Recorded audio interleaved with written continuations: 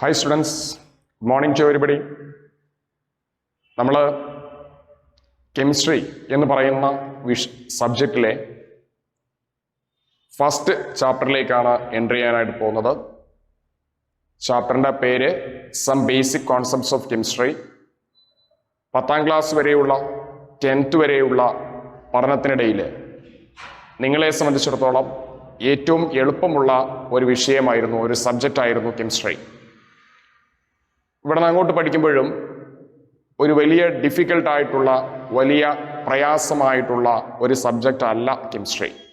പക്ഷേ നിങ്ങൾക്കറിയാം, +2 സയൻസ് കഴിഞ്ഞാൽ ഒരുപാട് കോമ്പറ്റേറ്റീവ് എക്സാമിനേഷൻസ്, നിരവധി മത്സര പരീക്ഷകൾ നമ്മൾ ഫേസ് ചെയ്യേണ്ടതുണ്ട്. അപ്പോൾ അതുകൊണ്ട് തന്നെ നമ്മൾ കെമിസ്ട്രിയെ കാണുമ്പോൾ, കെമിസ്ട്രിയെ നമ്മൾ അപ്രോച്ച് ചെയ്യുമ്പോൾ, കെമിസ്ട്രിയെ നമ്മൾ സമീപിക്കുമ്പോൾ, ഇത് കോമ്പറ്റേറ്റീവ് എക്സാമിനേഷനുള്ള ഒരു വിഷയം. ഏത് കോമ്പറ്റേറ്റീവ് എക്സാമിനേഷൻ നിങ്ങൾ എഴുതുമ്പോഴും നിങ്ങൾ പരിഗണിക്കേണ്ടുന്ന അല്ലെങ്കിൽ നിങ്ങൾ പഠിക്കേണ്ടുന്ന നിശ്ചയമായും ക്വസ്റ്റ്യൻസ് എല്ലാ കോമ്പറ്റേറ്റീവ് എക്സാമിനേഷനുകളിലും പ്രതീക്ഷിക്കുന്ന ഒരു സബ്ജക്റ്റ് എന്ന നിലയ്ക്ക് ഇതിനകത്ത് പറയുന്ന ഓരോ കോൺസെപ്റ്റുകളും ഓരോ കാര്യങ്ങളും ആഴത്തിൽ മനസ്സിലാക്കി മുന്നോട്ട് പോയാൽ മാത്രമാണ് നമുക്ക് ഇതുപോലെയുള്ള മത്സര പരീക്ഷകൾ, കോമ്പറ്റേറ്റീവ് എക്സാമിനേഷൻസ്, എൻട്രൻസ് എക്സാമുകൾ നമുക്ക് കുറച്ചുകൂടെ കോൺഫിഡൻ്റ് ആയിട്ട് അപ്രോച്ച് ചെയ്യാനായിട്ട് സാധിക്കുക. ഈ ചാപ്റ്ററിനെ കുറിച്ച് പറയുമ്പോൾ ചാപ്റ്ററിൻ്റെ പേര് some basic concepts of chemistry എന്നാണ്.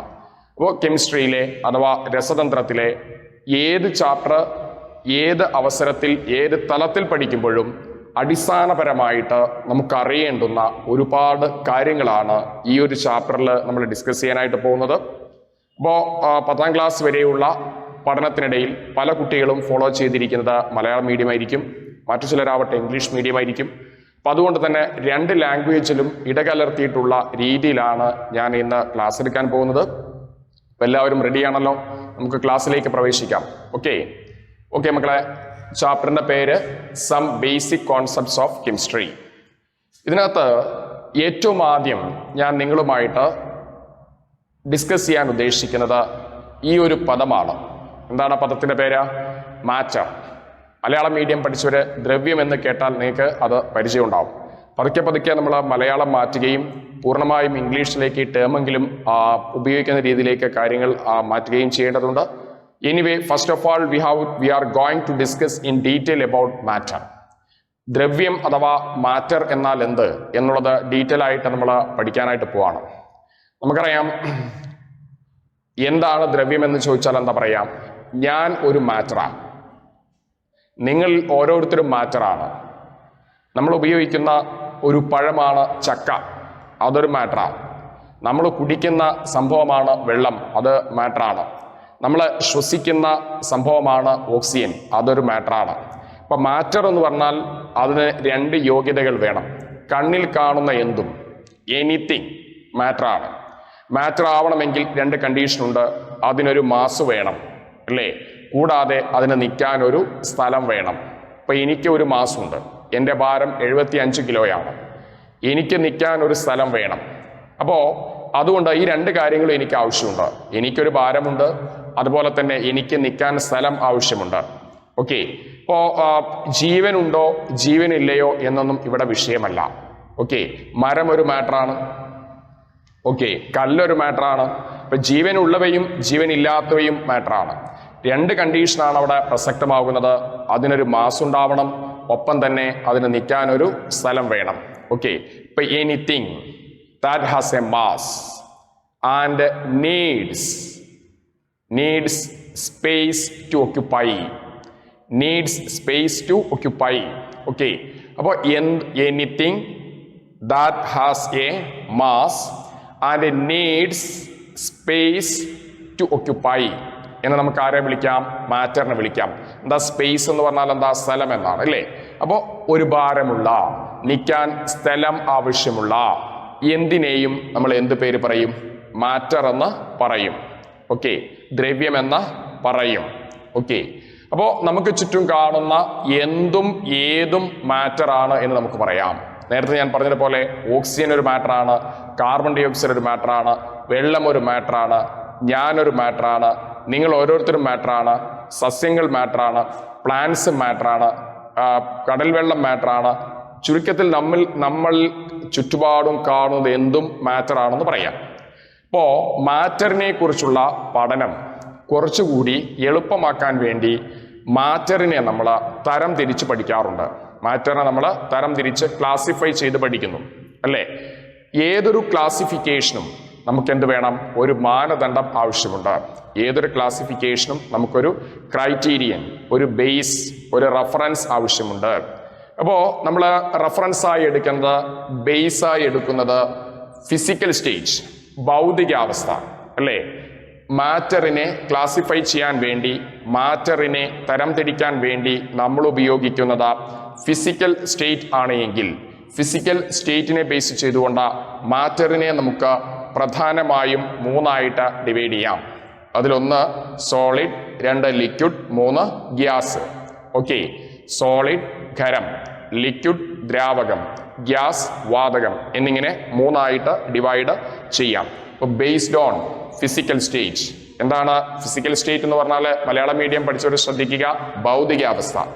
Based on physical state, physical സ്റ്റേറ്റിനെ ബേസ് ചെയ്തുകൊണ്ട് മാറ്ററിന് ഒരുപാട് വിഭാഗങ്ങളായിട്ട് തിരിക്കാം. അതിലൊന്ന് ഖരം അഥവാ സോളിഡ്, 2 ദ്രാവകം അഥവാ ലിക്വിഡ്, 3 വാതകം അഥവാ ഗ്യാസ്, 4 പ്ലാസ്മ, 5 ബോൺ ഐൻസ്റ്റഡ്, 6ഉം 7ഉം സ്റ്റേറ്റുകളുണ്ട് എന്നൊക്കെ പറയപ്പെടുന്നുണ്ട്. പക്ഷേ ഭൂമിയിൽ ജീവിക്കുന്ന നമുക്കേറെ പരിചയമുള്ളത് 3 ഭൗതികാവസ്ഥകൾ മാത്രമാണ്. അതിലൊന്ന് സോളിഡ്, 2 ലിക്വിഡ്, 3 ഗ്യാസ്, ഖരം, ദ്രാവകം, വാതകം. ഓക്കെ, ഇനി ഓരോന്നോരോന്നായി നമുക്ക് പരിശോധിക്കാം. ഖരം എന്ന് പറയുമ്പോൾ, സോളിഡ് എന്ന് പറയുമ്പോൾ ഏത് മാറ്റർ ആണെങ്കിലും നിർമ്മിച്ചിരിക്കുന്നത് ആറ്റങ്ങളെ കൊണ്ടാണ്. ഇതിൽ ഞാൻ എഴുതിയിരിക്കുന്ന സോളിഡിനെയാണ് ഞാൻ ഇവിടെ എഴുതിയിരിക്കുന്നത്. സോളിഡിനെ സൂചിപ്പിക്കാൻ വേണ്ടിയാണ് ഞാൻ ഈ ഡയഗ്രാം വരച്ചിരിക്കുന്നത്. സോളിഡ് നിർമ്മിച്ചിരിക്കുന്ന കണികകൾ, അതാണ് ഓരോ സ്ഫിയറുകൾ. അപ്പോൾ അത് ആറ്റങ്ങളാണ്. ഇവിടെ ആറ്റങ്ങൾ അടുത്തടുത്തായി സ്ഥിതി ചെയ്യുന്നു. ആറ്റങ്ങൾ അടുത്തടുത്തായി ക്രമീകരിക്കപ്പെടുന്നു. ഓക്കെ, ആറ്റങ്ങൾക്കിടയിൽ അല്പം സ്ഥലമുണ്ടെങ്കിൽ അതാരാ? ലിക്വിഡ്. ആറ്റങ്ങൾക്കിടയിൽ ഒരുപാട് സ്ഥലമുണ്ടെങ്കിൽ അതാരാ? ഗ്യാസ്. അപ്പൊ സോളിഡുകളിൽ ഘടക കണികകൾ, കോൺസ്റ്റിറ്റ്യുവന്റ് പാർട്ടിക്കിൾസ് അഥവാ atoms, they are closely packed എന്ന് പറയാം. They are closely packed. Okay, liquid ആണെന്നുണ്ടെങ്കിൽ, in the case of liquids, ദ്രാവകങ്ങളുടെ കാര്യത്തിൽ, കോൺസ്റ്റിറ്റ്യുവന്റ് പാർട്ടിക്കിൾസ് ഘടക കണികകൾ അഥവാ ആറ്റങ്ങൾ, അവയ്ക്കിടയിൽ എന്തുണ്ട്? അല്പം സ്പേസ് ഉണ്ട് എന്ന് പറയാം. അല്പം സ്പേസ് ഉണ്ട് എന്ന് പറയാം. ഗ്യാസ് ആണ് എങ്കിൽ കോൺസ്റ്റിറ്റ്യുവന്റ് പാർട്ടിക്കിൾസിനിടയിൽ ഒരുപാട് സ്പേസ് ഉണ്ട് എന്ന് നമുക്ക് പറയാൻ കഴിയും. ഓക്കെ, ഇപ്പൊ ഘടകകണികകൾക്കിടയിൽ കുറച്ച് തീരെ സ്പേസ് ഇല്ലെങ്കിൽ അത് സോളിഡ്, അല്പം സ്ഥലമുണ്ടെങ്കിൽ അത് ലിക്വിഡ്, ഒരുപാട് സ്ഥലമുണ്ടെങ്കിൽ അത് ഗ്യാസ്. ഇപ്പോ സോളിഡുകളിൽ, ഘടകകണികകളിൽ ഇടയിൽ സ്ഥലമില്ല എന്ന് ഞാൻ പറഞ്ഞു അല്ലേ? അപ്പൊ അതുകൊണ്ട് തന്നെ സോളിഡിന് ഒരു ഫിക്സഡ് ഷേപ്പ് ഉണ്ട്, സോളിഡിന് ഒരു ഫിക്സഡ് വോളിയം ഉണ്ട്. അതായത് നമ്മൾ ഒരു കല്ലെടുത്തു, കല്ല് ഒരു സോളിഡാണ്. ആ കല്ലിൻ്റെ ഷേപ്പ്, നമ്മൾ സാധാരണ പടവിനൊക്കെ യൂസ് ചെയ്യുന്ന കല്ലിൻ്റെ ആ ഷേപ്പ് നിങ്ങളുടെ മനസ്സിലേക്ക് കൊണ്ടുവരും. വെട്ടുകല്ല്, ചതുരാകൃതി അല്ലേ? റെക്ടാങ്കുലാർ ഷേപ്പ് അല്ലേ കല്ലിനുള്ളത്? ആ കല്ലിൻ്റെ ഷേപ്പ് പിന്നെ ഞാൻ ഒരു സ്ഥലത്ത് നിന്ന് മറ്റൊരു സ്ഥലത്തേട്ട് മാറ്റുമ്പോൾ അതിൻ്റെ ഷേപ്പ് റൗണ്ടായിട്ട് മാറുന്നുണ്ടോ? അതിൻ്റെ ഷേപ്പ് സിലിണ്ടറായിട്ട് മാറുന്നുണ്ടോ? ഇല്ല. അപ്പം എന്താണ്? കല്ല് ഒരു സോളിഡാണ്. കല്ലിന് ഒരു ഡെഫിനിറ്റ് ഷേപ്പ് ഉണ്ട്. കല്ലിന് നിൽക്കാൻ ഒരു ഡെഫിനിറ്റ് വോളിയം ആവശ്യമുണ്ട്. അപ്പൊ എന്താണ് സോളിഡ് എന്ന് ചോദിച്ചു കഴിഞ്ഞാൽ നമുക്ക് എന്താ പറയാ? It is a type of matter having fixed shape and fixed volume. Fixed ഷേപ്പും ഫിക്സഡ് വോളിയവുമുള്ള മാറ്ററിന്റെ ടൈപ്പിനെയാണ് നമ്മൾ എന്ത് പേര് പറയുന്നത്? സോളിഡ് എന്ന് പറയുന്നത്. അപ്പൊ എന്താ സോളിഡിന്റെ ഡെഫിനേഷൻ എന്ന് പറഞ്ഞാൽ എന്താ? തോന്നുമ്പോൾ മാറാത്ത ഷേപ്പും തോന്നുമ്പോൾ മാറാത്ത വോളിയവുമുള്ള, വോളിയം എന്ന് പറഞ്ഞാൽ വ്യാപ്തം അല്ലേ? അപ്പോൾ അതിനെയാണ് നമ്മൾ എന്ത് പേര് പറയാ? സോളിഡ് എന്ന് പറയാ. മക്കളെ, വളരെ സിമ്പിളായ കാര്യമാണ്, ഒരുപാട് പിന്നെ എക്സ്പ്ലനേഷൻ്റെ ആവശ്യമില്ല. It is a type of matter having fixed shape and fixed volume. അല്ലേ? ഫിക്സഡ് ഷേപ്പും ഫിക്സഡ് വോളിയവുമുള്ള ദ്രവ്യത്തിന്റെ വിഭാഗത്തെയാണ് നമ്മൾ എന്ത് പേര് പറയാ? സോളിഡ്.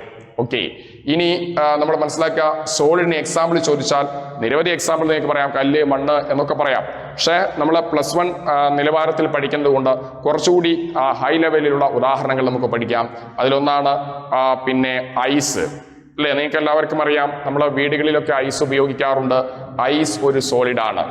അതുപോലെ ഡ്രൈ ഐസ് സോളിഡിന് വേറെ ഒരു എക്സാമ്പിളാണ്. ഡ്രൈ ഐസ് എന്ന് പറഞ്ഞാൽ നമുക്കറിയാം, കാർബൺ ഡൈ ഓക്സൈഡ് നിങ്ങൾ കേട്ടിട്ടുണ്ട്. കാർബൺ ഡൈ ഓക്സൈഡ് ഏത് രൂപത്തിലാണ് നിൽക്കുന്നത്?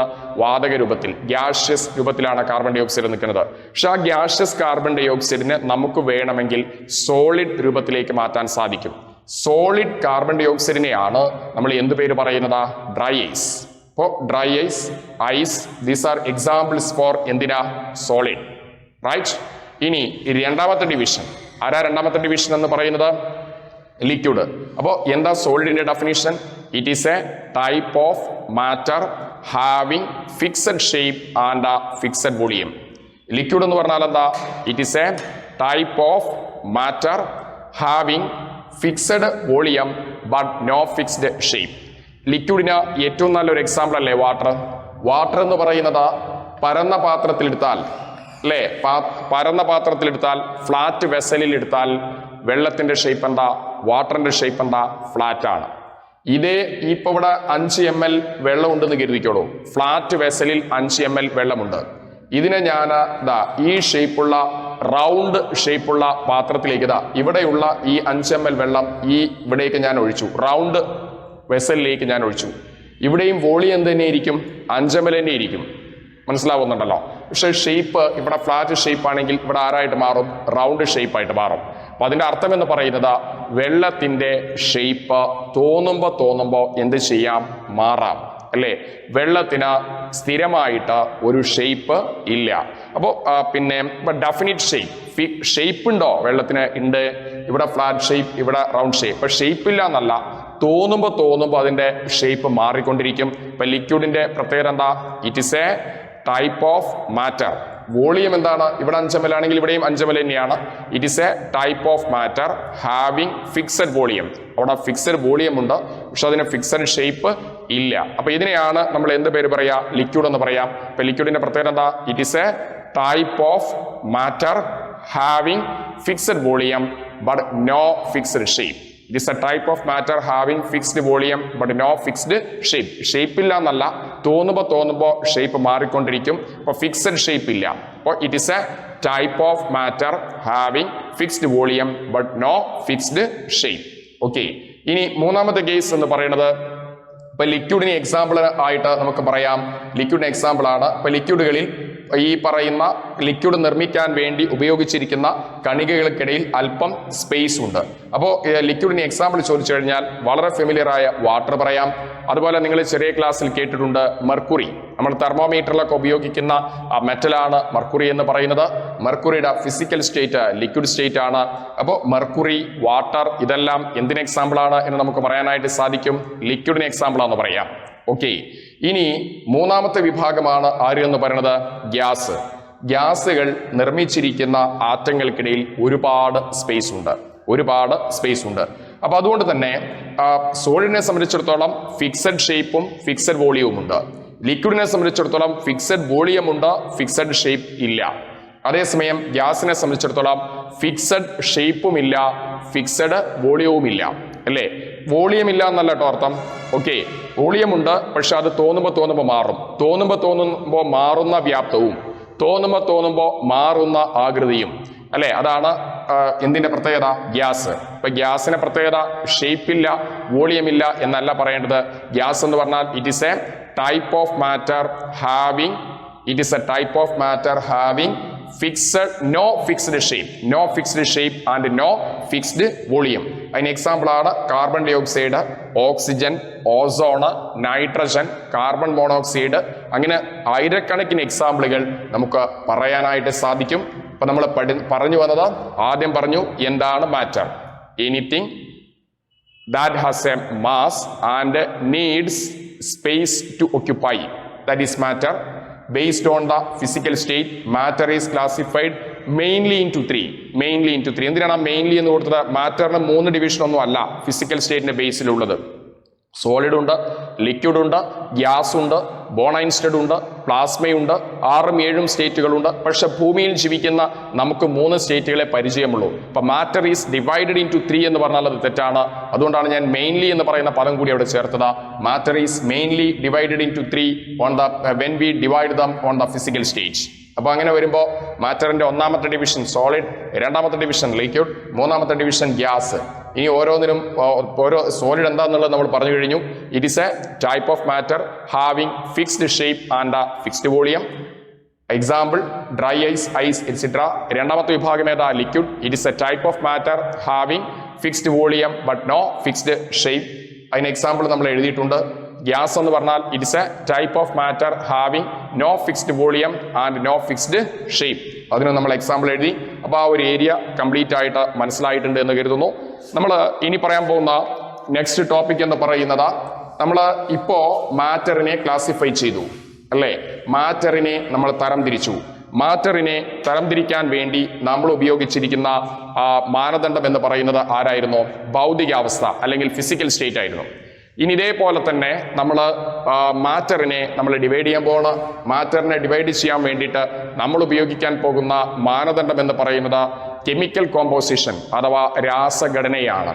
അപ്പൊ രാസഘടനയെ അടിസ്ഥാനപ്പെടുത്തിക്കൊണ്ട് ദ്രവ്യത്തെ പ്രധാനമായും 2ആയിട്ട് തിരിക്കാം. അതിൽ 1ാമത്തത് എന്ന് പറയുന്നത് പ്യുവർ സബ്സ്റ്റൻസ്, ശുദ്ധപദാർത്ഥങ്ങൾ. 2ാമത്തത് എന്ന് പറയുന്നത് മിശ്രിതങ്ങൾ അഥവാ മിക്സ്ചേഴ്സ്. ഇപ്പൊ based on the physical stage matter 3ആയിട്ട് ഡിവൈഡ് ചെയ്തു. Based on the chemical composition, Malayalam medium പഠിച്ചവർ ശ്രദ്ധിക്കുക, രാസഘടന, അതിനടിസ്ഥാനപ്പെടുത്തിക്കൊണ്ട് മാറ്ററിനെ മാനദണ്ഡം മാറ്റി. ഡിവൈഡ് ചെയ്യുന്നത് മാറ്ററിനെ തന്നെയാണ്, മാനദണ്ഡം നമ്മളൊന്ന് മാറ്റി. അപ്പൊ നമ്മൾ ഒരു ക്ലാസ്സിലിരിക്കുന്ന കുട്ടികളെ തന്നെ നമുക്ക് പലതായിട്ട് ഡിവൈഡ് ചെയ്യാം അല്ലേ? ഒന്നെന്താണ്? ആൺകുട്ടികളെന്നും പെൺകുട്ടികളെന്നും ഡിവൈഡ് ചെയ്യാം അല്ലേ? അതല്ലെങ്കിൽ പിന്നെ എന്താണ് നമ്മൾ ഒരു പ്രത്യേക സ്കൂളിൽ പഠിക്കുന്ന കുട്ടികളെന്ന് ഡിവൈഡ് ചെയ്യാം. അങ്ങനെ വരുമ്പോൾ പല മാനദണ്ഡങ്ങൾ മാറുന്നതിനനുസരിച്ചുകൊണ്ട്, അല്ലെങ്കിൽ നമ്മൾ ഇന്ത്യയിലുള്ള പിന്നെ പല ഭാഗങ്ങളിൽ നിന്നും പിന്നെ കൂടിയിരിക്കുന്ന കുറേ കുട്ടികൾ, ആ കുട്ടികളെല്ലാവരും ഒരു റൂമിലിരിക്കുന്നു. ആ കുട്ടികളെ ഞാൻ നേരത്തെ പറഞ്ഞ പോലെ ജെൻഡറിന്റെ അടിസ്ഥാനത്തിൽ ആൺകുട്ടികളെന്നും പെൺകുട്ടികളെന്നും ഡിവൈഡ് ചെയ്യാം. അതല്ലെങ്കിൽ കേരളത്തിൽ നിന്ന് വന്നവരെന്നും അല്ലാത്തവരെന്നും ഡിവൈഡ് ചെയ്യാം. അപ്പോൾ പിന്നെ മാനദണ്ഡം മാറുമ്പോൾ നമുക്ക് കിട്ടുന്നത് വേറെ വേറെ ഗ്രൂപ്പുകളായിരിക്കും. ഇപ്പോൾ മാറ്ററിനെയാണ് നമ്മൾ നേരത്തെ ഡിവൈഡ് ചെയ്തത്. അവിടെ മാനദണ്ഡം ഫിസിക്കൽ സ്റ്റേറ്റ് ആയിരുന്നു. അതേ മാറ്ററിനെ നമ്മൾ വീണ്ടും ഡിവൈഡ് ചെയ്യുന്നു. അവിടെ മാനദണ്ഡം എന്ന് പറയുന്നത് രാസഘടന അഥവാ കെമിക്കൽ കോമ്പോസിഷൻ ആണ് എങ്കിൽ മാനദണ്ഡമായി നമ്മൾ എടുത്തത്, റെഫറൻസ് ആയി നമ്മൾ എടുത്തത്, ബേസ് ആയിട്ട് നമ്മൾ എടുത്തത് രാസഘടനയാണ് എങ്കിൽ അവയെ നമുക്ക് 2ആയിട്ട് ഡിവൈഡ് ചെയ്യാം. അതിലൊന്ന് പ്യുവർ സബ്സ്റ്റൻസസ് അഥവാ ശുദ്ധപദാർത്ഥങ്ങൾ, 2ാമത്തത് മിക്സ്ചേഴ്സ് അഥവാ മിശ്രിതങ്ങൾ. Based on chemical composition, matter is classified mainly into 2. The first division is pure substances. Malayalam medium പഠിച്ചവർ ശ്രദ്ധിക്കൂ, ശുദ്ധപദാർത്ഥങ്ങൾ. 2ാമത്തത് മിക്സ്ചേഴ്സ് മീൻസ് മിശ്രിതങ്ങൾ. ഇനി ഈ പ്യുവർ സബ്സ്റ്റൻസിനെ വീണ്ടും നമ്മൾ 2ആയിട്ട് ഡിവൈഡ് ചെയ്തു. അതിൽ 1ാമത്തത് എലമെന്റ്സ്. 2 കോമ്പൗണ്ട്സ്. എലമെന്റ്സ് എന്ന് പറഞ്ഞു കഴിഞ്ഞാൽ മൂലകങ്ങൾ, കോമ്പൗണ്ട്സ് എന്ന് പറഞ്ഞു കഴിഞ്ഞാൽ സംയുക്തങ്ങൾ. ഓക്കെ, അപ്പോൾ എലമെന്റുകൾ എന്ന് പറയുന്നത് മൂലകങ്ങളെന്നും കോമ്പൗണ്ടുകളെന്നും നമുക്ക് 2ആയിട്ട് ഡിവൈഡ് ചെയ്യാം. അതിൽ എലമെന്റ്സ് എന്ന് പറയുമ്പോൾ അതിന് എക്സാമ്പിളാണ് He, helium, carbon, nitrogen, oxygen, O3, P4. ഹീലിയത്തിൽ ഒരാറ്റം, കാർബണിൽ ഒരാറ്റം, N2ൽ 2 ആറ്റം, O2ൽ 2 ആറ്റം, O3ൽ 3 ആറ്റം, P4ൽ 4 ആറ്റം. അപ്പൊ ആറ്റത്തിന്റെ എണ്ണമല്ല ഇവിടെ വിഷയം. എത്ര ആറ്റം ഉണ്ടെങ്കിലും ശരി, അതെല്ലാം ഒരേ ടൈപ്പ് ആറ്റമാണ്. ഇപ്പൊ N2 അതിൽ 2 ആറ്റം ഉണ്ട്, 2 നൈട്രജന്റെ തന്നെയാണ്. O3 3 ആറ്റമുണ്ട്, 3 ഓക്സിജന്റെ തന്നെയാണ്. P4 4 ആറ്റമുണ്ട്, 4 ഫോസ്ഫറസിന്റെ തന്നെയാണ്. അപ്പോൾ ഒരേ ടൈപ്പ് ആറ്റത്തിന്റെ എണ്ണമല്ല വിഷയം, ഒരേ ടൈപ്പ് ഒരേ ഇനം ആറ്റങ്ങൾ മാത്രം അടങ്ങിയിട്ടുള്ള പ്യുവർ സബ്സ്റ്റൻസിന്റെ വിഭാഗത്തെയാണ് എലമെന്റ്സ് അഥവാ മൂലകങ്ങൾ എന്ന് പറയുക. അപ്പോ എന്താണ് എലമെന്റ്സ് എന്ന് ചോദിച്ചാൽ നിങ്ങൾ എന്താ പറയാ? It is a type of pure substance which contains only one kind, KIND എന്ന് പറഞ്ഞാൽ ഇനം എന്നാണ്. Only one kind of atoms എന്ന് നമുക്ക് ആരെ ഡിഫൈൻ ചെയ്യാം, ആരെ നിർവചിക്കാം? എലമെന്റ്സ്. എലമെന്റ്സിന്റെ നിർവചനം ഒരിക്കൽ കൂടി, elements are the type of pure substances that contains only one kind of atoms. Example, helium, carbon. ഇവിടെ രണ്ട് സ്ഥലത്തും ഓരോ ആറ്റങ്ങളേ ഉള്ളൂ. N2 എത്ര ആറ്റങ്ങളാ? 2. ഈ രണ്ട് ആറ്റങ്ങളും സെയിം കൈൻഡ് ഓഫ് ആറ്റമാണ്. O2, O3, P4. All these substances contain only one kind of atoms and such substances are known as elements. Okay. രണ്ടാമത്തെ കേസ് എന്ന് പറയുന്നത് കോമ്പൗണ്ട്സ്. കോമ്പൗണ്ടുകൾ എന്ന് പറയുമ്പോൾ it is otherwise known as, അതിനെ മലയാളത്തിൽ നമ്മൾ സംയുക്തങ്ങൾ എന്ന് പറയും. ഇവിടെ നോക്കൂ നിങ്ങൾ, കാർബൺ മോണോക്സൈഡ് എത്ര ആറ്റം ഉണ്ട്? കാർബണിന്റെ ഒരു ആറ്റം, ഓക്സിജന്റെ ആറ്റം. N2-ലും 2 ആറ്റം, CO-യിലും 2 ആറ്റം. പക്ഷെ N2 മൂലകമാണ്, N2 ഇലമെന്റ് ആണ്. പക്ഷെ CO എന്ന് പറയുന്നത് സംയുക്തമാണ്, അത് കോമ്പൗണ്ട് ആണ്. അതിന് കാരണം എന്ന് പറയുന്നത് കാർബണിന്റെ ആറ്റവും ഓക്സിജന്റെ ആറ്റവും ഡിഫറെന്റ് ആറ്റംസ് കൂടി ചേർന്നിരിക്കുന്നു. ആ ഡിഫറെന്റ് ആറ്റംസ് കൂടി ചേർന്നിരിക്കുന്നത് ഒരു ഫിക്സഡ് റേഷ്യോയിലാണ്. അപ്പൊ നമ്മൾ എന്താ പറയാ? ഡിഫറെന്റ് ആറ്റംസ്, വ്യത്യസ്ത ഇനം ആറ്റങ്ങൾ, ഡിഫറെന്റ് ആറ്റംസ് ഒരു ഫിക്സഡ് റേഷ്യോയിൽ കൂടിച്ചേരുമ്പോൾ അത്തരം പ്യുവർ സബ്സ്റ്റൻസിനെയാണ് നമ്മൾ എന്ത് പേര് പറയാ? കോമ്പൗണ്ട് എന്ന് പറയാം. അപ്പൊ it is a type of pure substance, that it is a type of pure substance where different atoms are combined in a fixed ratio. ഇപ്പൊ ഡിഫറെന്റ് ആറ്റംസ് കൂടി ചേരണം. ആ ഡിഫറെന്റ് ആറ്റംസ് കൂടി ചേർന്നത് ഒരു ഫിക്സഡ് റേഷ്യോയിലായിരിക്കണം. ഇപ്പൊ കാർബണിന്റെ ആറ്റം ഇവിടെ എത്രയാ? 1.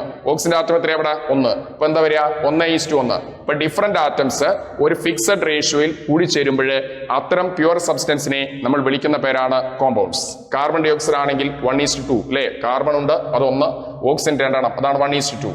പഞ്ചസാര C12H22O11, കാർബണും ഹൈഡ്രജനും അതുപോലെ ഓക്സിജനും കൂടി ചേർന്നിരിക്കുന്നത് ഒരു fixed റേഷ്യോയിലാണ്, 12:22:11.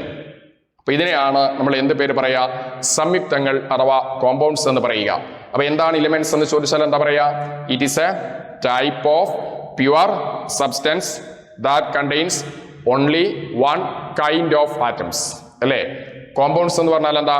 It is a type of pure substance that contains different atoms combined in A fixed ratio എന്ന് നമുക്ക് ആരെ ഡിഫൈൻ ചെയ്യാം? കോമ്പൗണ്ട്സ്. അപ്പൊ എന്താണ് എലമെന്റ്, എന്താ കോമ്പൗണ്ട് എന്താ എന്നുള്ളത് ക്ലിയർ ആയിട്ടുണ്ടല്ലോ. എലമെന്റിന്റെ മലയാളം മൂലകം, കോമ്പൗണ്ടിന്റെ മലയാളം സംയുക്തം. ഓക്കെ. ഇപ്പോൾ പിന്നെ ഓരോന്നും എന്താന്നുള്ളത് ക്ലിയർ ആയിട്ടുണ്ട്. ഇതൊക്കെ നിങ്ങൾ വളരെ ബേസിക് ആയിട്ട് പിന്നെ 6-ലും 7-ലും ഒക്കെ പഠിച്ച കെമിസ്ട്രി എന്ന് പഠിച്ചു തുടങ്ങുന്നുവോ അന്ന് മുതൽ നിങ്ങൾക്ക് മൂലകങ്ങളെയും സംയുക്തങ്ങളെയും ഇലമെന്റിനെയും കോമ്പൗണ്ടിനെയും ഒക്കെ പരിചയമുണ്ട്. അപ്പൊ അതുകൊണ്ടാണ് ഞാൻ അതിന്റെ കൂടുതൽ വിശദീകരണത്തിലേക്ക് പോവാത്തത്. ഇനി ഞാൻ പറഞ്ഞു, ദ്രവ്യം അഥവാ മാറ്ററിനെ കെമിക്കൽ കോമ്പോസിഷൻ അഥവാ രാസഘടനയെ അടിസ്ഥാനപ്പെടുത്തിക്കൊണ്ട് 2ആയിട്ട് ഡിവൈഡ് ചെയ്തു. പ്യുവർ സബ്സ്റ്റൻസ് അഥവാ ശുദ്ധപദാർത്ഥം, രണ്ടാമത്തത് മിക്സേഴ്സ് അഥവാ മിശ്രിതം. പ്യുവർ സബ്സ്റ്റൻസ് തന്നെ വീണ്ടും നമ്മൾ ഡിവൈഡ് ചെയ്തിട്ടുണ്ട്. ഇനി മിശ്രിതങ്ങളെ വീണ്ടും നമ്മൾ 2ആയിട്ട് ഡിവൈഡ് ചെയ്തു.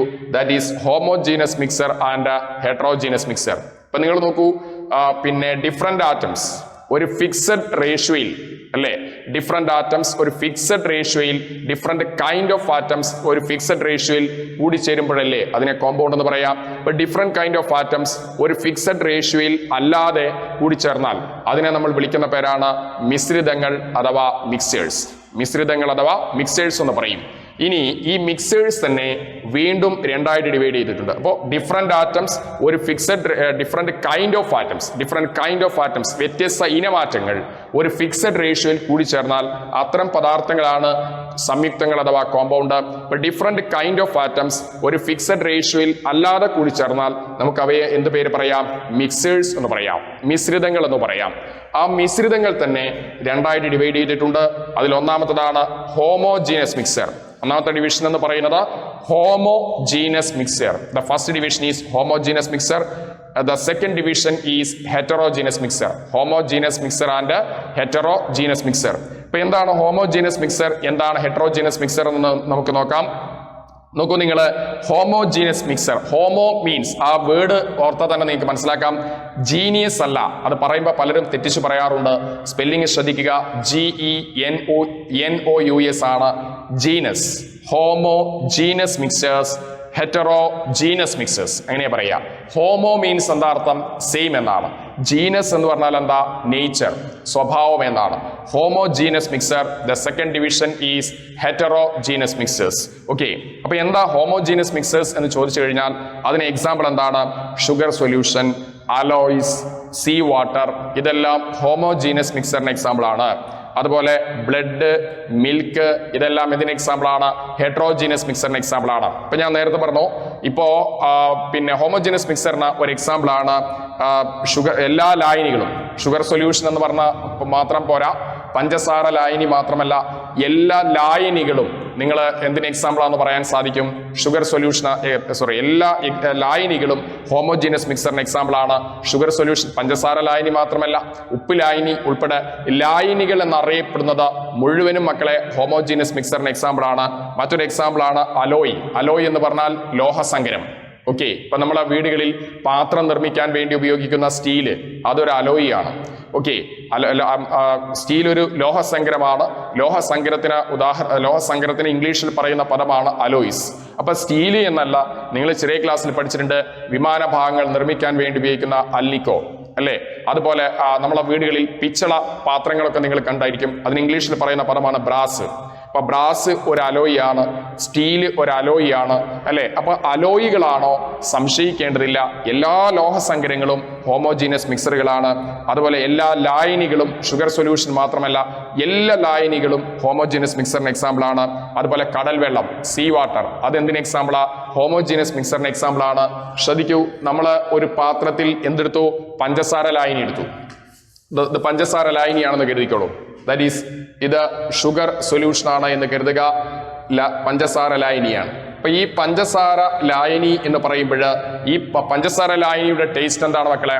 പഞ്ചസാര ലായനിയുടെ ടേസ്റ്റ് എന്ന് പറഞ്ഞാൽ എന്താ? മധുരമാണ്. ഞാൻ ഇവിടെ നിന്നും അതായത് ഈ വലിയൊരു പാത്രമാണിത്, ഈ പാത്രത്തിന്റെ ഈ ഭാഗത്തു നിന്നും കുറച്ച് സ്പൂൺ ഉപയോഗിച്ചുകൊണ്ട് പഞ്ചസാര ലായനി എടുത്തു. എന്നിട്ട് ടേസ്റ്റ് ചെയ്ത് നോക്കി, ഇവിടെ എന്താണ്? മധുരമാണ്. ഇവിടെ നിന്നെടുത്ത് പരിശോധിച്ച് നോക്കി, അപ്പോഴും എന്താണ്? മധുരമാണ്. ഇവിടെ നിന്നെടുത്ത് പരിശോധിച്ച് നോക്കി, അപ്പോഴും എന്താണ്? മധുരമാണ്. അതായത് ഈ സൊല്യൂഷന്റെ എല്ലാ പഞ്ചസാര ലായനി എന്ന് പറയുന്ന ഈ മിക്സറിന്റെ ലായനികളെല്ലാം മിക്സറാണ്. കാരണം എന്താണ്? അവിടെ ഷുഗർ ഉണ്ട്, അതുപോലെ തന്നെ എന്തുണ്ട്? ഷുഗർ ഉണ്ട്, അതേപോലെ വാട്ടർ ഉണ്ട്. അപ്പോൾ നമ്മൾ പറഞ്ഞു വന്നത് ഇതിന്റെ എല്ലാം നമുക്ക് എന്താ പറയാ, എല്ലായിടത്തും ഒരേ കോമ്പോസിഷനാണ്, ഒരേ രാസഘടനയാണ്. അപ്പൊ അതുകൊണ്ട് അതിനെ നമ്മൾ എന്ത് പേര് പറയും? എല്ലാ ലായനികളും എന്തിന് എക്സാമ്പിളാണെന്ന് പറയാം? ഹോമോജീനസ് മിക്സറിന് എക്സാമ്പിൾ ആണെന്ന് പറയാം. ഇപ്പൊ ലായനികളെല്ലാം ഹോമോജീനസ്, എല്ലാ ലായനികളും ഹോമോജീനസ് മിക്സറാണ് എന്ന് നമുക്ക് പറയാം. ഇപ്പൊ ഞാൻ പറഞ്ഞു വന്നത് പിന്നെ ഹോമോജീനസ് മിക്സർ എന്നാൽ എന്താ എന്ന് ചോദിച്ചു കഴിഞ്ഞാൽ അതിന് പറയാവുന്ന പേരെന്താ? എന്താ ഹോമോജീനസ് മിക്സർ എന്ന് പറഞ്ഞു കഴിഞ്ഞാൽ? The mixtures having same composition through the mixer അല്ലേ? ഒരു പിന്നെ മിശ്രിതത്തിന്റെ എല്ലാ ഭാഗങ്ങളിലും ഒരേ രാസഘടനയാണ് എങ്കിൽ അതിനെ നമ്മൾ വിളിക്കുന്ന പേരാണ് ഹോമോജീനസ് മിക്സർ. അപ്പൊ ഹോമോജീനസ് മിക്സർ എന്നാൽ എന്താന്ന് ചോദിച്ചാൽ എന്താ പറയാ? ഈ ലായനിയുടെ ഇവിടെ എടുത്ത് പരിശോധിക്കുമ്പോഴും ഇവിടെ എടുത്ത് പരിശോധിക്കുമ്പോഴും ഇവിടെ എടുത്ത് പരിശോധിക്കുമ്പോഴും ഏത് ഭാഗത്തെടുത്ത് പരിശോധിക്കുമ്പോഴും ഒരേ രാസഘടനയാണ് ഉള്ളത് എങ്കിൽ അതിനെ നമ്മൾ എന്ത് പേര് പറയും? ഹോമോജീനസ് മിക്സർ എന്ന് പറയും. അപ്പോൾ മറ്റൊരു ഉദാഹരണമാണ് കടൽ വെള്ളം. അപ്പൊ നമുക്ക് ഏറ്റവും അടുത്ത് ബീച്ചുള്ള ഒരു സ്ഥലമാണ് കോഴിക്കോട്. കോഴിക്കോട് ബീച്ചിൽ പോയി നമ്മൾ കടൽ വെള്ളം എടുത്ത് ടേസ്റ്റ് ചെയ്ത് നോക്കി. എന്താണ്? ഉപ്പുരസമാണ് അല്ലേ? ഉപ്പുരസമാണ്. നമ്മൾ അങ്ങോട്ട് യാത്ര തുടങ്ങി. കോഴിക്കോട് നിന്നും നമ്മൾ മംഗലാപുരത്തേക്ക് പോവാണ്. കോഴിക്കോട് നിന്നും മംഗലാപുരത്തേക്ക് പോകുമ്പോൾ എങ്ങനെ പോവാ? കോഴിക്കോട് നിന്ന് മംഗലാപുരം റൂട്ടിലെ ഏറ്റവും ആദ്യം കാണുന്ന സ്ഥലമാണ് വടകര. വടകരയിൽ ബീച്ചുണ്ട്. അവിടെ പോയി കടൽ വെള്ളം ടേസ്റ്റ് ചെയ്ത് നോക്കി. അവിടെ മധുരമാണോ? കയ്പാണോ? അല്ല, ഉപ്പുരസം തന്നെയാണ്. യാത്ര തുടർന്നു. വടകര കഴിഞ്ഞു മാഹി, കണ്ണൂര് അല്ലെ? ഈ ഭാഗങ്ങളിലൊക്കെ എല്ലാ ടൗണുകളിലും, മംഗലാപുരം വരെ കടന്നു പോകുന്ന എല്ലാ ടൗണുകളിലും അല്ലെങ്കിൽ എല്ലാ പിന്നെ കോസ്റ്റൽ ഏരിയ എന്ന് പറഞ്ഞാൽ എന്താ, കടൽ തീരമുള്ള സ്ഥലങ്ങളാണ് ഇതെല്ലാം. അവിടെ എല്ലാം പോയി നമ്മൾ കടൽ വെള്ളം ടേസ്റ്റ് ചെയ്തേക്കപ്പോൾ അതിനൊക്കെ ഒരൊറ്റ ടേസ്റ്റേ ഉള്ളൂ. ഏതാണ്? ഉപ്പുരസമാണ്. അപ്പൊ അതിന്റെ അർത്ഥം എന്ന്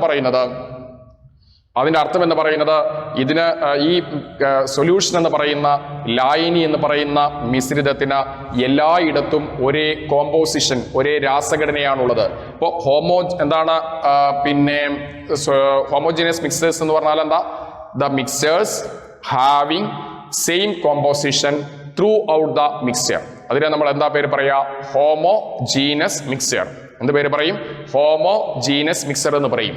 ഇനി എന്താണ് ഹോമോജീനസ് മിക്സർ എന്ന് മനസ്സിലായല്ലോ? The mixtures having same composition through the mixture. അതിനെയാണ് നമ്മൾ എന്ത് പേര് പറയുന്നത്? Homogeneous mixer. ഹോമോജീനസ് മിക്സറിന് എക്സാമ്പിൾ ആണ് എല്ലാ ഷുഗർ സൊല്യൂഷൻ ഉൾപ്പെടെയുള്ള ലായനികളെല്ലാം, പിന്നെ ലോഹസങ്കരങ്ങൾ, അതുപോലെ കടൽ വെള്ളമെല്ലാം. അപ്പൊ എന്താണ്? ഒരു ലായനിയുടെ അല്ലെങ്കിൽ ഒരു മിക്സറിന്റെ എല്ലാ ഭാഗത്തും ഒരേ രാസഘടനയാണ് എങ്കിൽ അതിനെ നമ്മൾ എന്ത് പേര് പറയും? ഹോമോജീനസ് മിക്സർ എന്ന് പറയും. Homogeneous mixer. അതുപോലെ ഇപ്പൊ ഹോമോ എന്ന് പറഞ്ഞാൽ എന്താ? സെയിം. ഹോമോയുടെ ഓപ്പോസിറ്റ് ആണ് ഹെറ്ററോ. ഹെറ്ററോ എന്ന് പറയുമ്പോൾ HETERO. ഹെറ്ററോ മീൻസ് അതിന്റെ മീനിങ് ഡിഫറെന്റ് എന്നാണ്. ഇപ്പൊ ഹെറ്ററോജീനസ് മിക്സേഴ്സ് എന്ന് പറഞ്ഞാൽ എന്താ? Mixtures having different composition in different parts of the mixer. ഒരു മിക്സറിന്റെ വ്യത്യസ്ത ഭാഗങ്ങളിൽ വ്യത്യസ്തങ്ങളായ കോമ്പോസിഷൻ ആണ് എങ്കിൽ അതിനെ നമ്മൾ വിളിക്കുന്ന പേരാണ് ഹെറ്ററോജീനസ് മിക്സേഴ്സ്. ഇപ്പൊ നിങ്ങൾ അതിനൊരു ഹെറ്ററോജീനസ് മിക്സേഴ്സിന് ഒരു എക്സാമ്പിൾ ആണ് ബ്ലഡ്, രക്തം. ഹെറ്ററോജീനസ് മിക്സേഴ്സിന് ഒരു എക്സാമ്പിൾ ആണ് മിൽക്ക്, പാല്. ഇതെല്ലാം എന്തിന് എക്സാമ്പിൾ ആണെന്ന് പറയാം? ഹെറ്ററോജീനസ് മിക്സേഴ്സിന് എക്സാമ്പിൾ ആണ്. അപ്പോൾ ഹെറ്ററോജീനസ് മിക്സേഴ്സിന് ഇപ്പൊ ബ്ലഡ്, മിൽക്ക് ഇവയെ പൊതുവെ നമ്മൾ വിളിക്കുന്നതാണ്. ഒരുപക്ഷെ നിങ്ങൾ ചെറിയ ക്ലാസ്സിൽ കേട്ടിട്ടുണ്ടായിരിക്കും കൊളോയിഡുകൾ. എന്താ കൊളോയിഡ് എന്നൊക്കെ സെക്കൻഡ് ഇയറിൽ ഡീറ്റെയിൽ ആയിട്ട് നിങ്ങൾ പഠിക്കും. പിന്നെ പലപ്പോഴും 10ാം ക്ലാസ് വരെയുള്ള പഠനത്തിനിടയിൽ നിങ്ങൾ കേട്ടിട്ടുണ്ടാവാം. പിന്നെ നമ്മൾ കൊളോയിഡ് എന്ന് നിങ്ങൾ കേട്ടിട്ടുണ്ടാവും. എല്ലാ കൊളോയിഡുകളും ഹെറ്ററോജീനസ് മിക്സറിന് എക്സാമ്പിൾ ആണെന്ന് പറയാം. കുറച്ചുകൂടി പരിചിതമായ മറ്റൊരു പിന്നെ സംഭവം ഞാൻ നിങ്ങൾക്ക് പറഞ്ഞുതരാം. ഇപ്പൊ നിങ്ങൾ നോക്കൂ, ഹൽവ. നമ്മൾ സാധാരണ രീതിയിൽ ഉപയോഗിക്കുന്ന ഒരു ഹൽവ എന്ന് പറഞ്ഞിട്ട് നമ്മൾ ബേക്കറി ഐറ്റം നമ്മൾ യൂസ് ചെയ്യാറുണ്ട്. നിങ്ങൾ നോക്കൂ, ഹൽവ നിർമ്മിച്ചിരിക്കുന്നത് എന്തുകൊണ്ടാണ്? ഹൽവ നിർമ്മിച്ചിരിക്കുന്നത് മൈദ കൊണ്ടാണ്. മൈദ. അപ്പൊ ആ മൈദയ്ക്ക് പുറമെ അതിനകത്ത് പഞ്ചസാര ഉണ്ടാവും. ചില ഈ പഞ്ചസാരയ്ക്കും അതുപോലെ തന്നെ പിന്നെ നമ്മുടെ പഞ്ചസാരയ്ക്കും അതുപോലെ നമ്മുടെ മൈദയ്ക്കും പുറമെ ചില പിന്നെ ഹൽവകളിൽ എന്തുണ്ടായിരിക്കും? പിന്നെ കാഷ്യൂ നട്ട്സ്, അണ്ടിപ്പരിപ്പ് ഉണ്ടാവും അല്ലേ? വേറെ ചിലതില് ചെറി ഉണ്ടായിരിക്കും, ചെറി പഴങ്ങൾ നിങ്ങൾ വെച്ചിട്ടുണ്ടായിരിക്കും. അതുപോലെ മറ്റു ചിലതില് തേങ്ങയുടെ കഷ്ണങ്ങൾ ഉണ്ടായിരിക്കും. അപ്പൊ നിങ്ങൾ നോക്കുക, ഇവിടെ നമ്മൾ ഈ ഒരു പിന്നെ ഹലുവ കഷ്ണം എടുത്തതിന് ശേഷം നമ്മൾ ഈ ഹൽവ കഷ്ണത്തിൽ മൈദയുണ്ട്, പഞ്ചസാരയുണ്ട്, പിന്നീട് കോക്കനട്ട് പീസാണുള്ളത് വിചാരിക്കാം.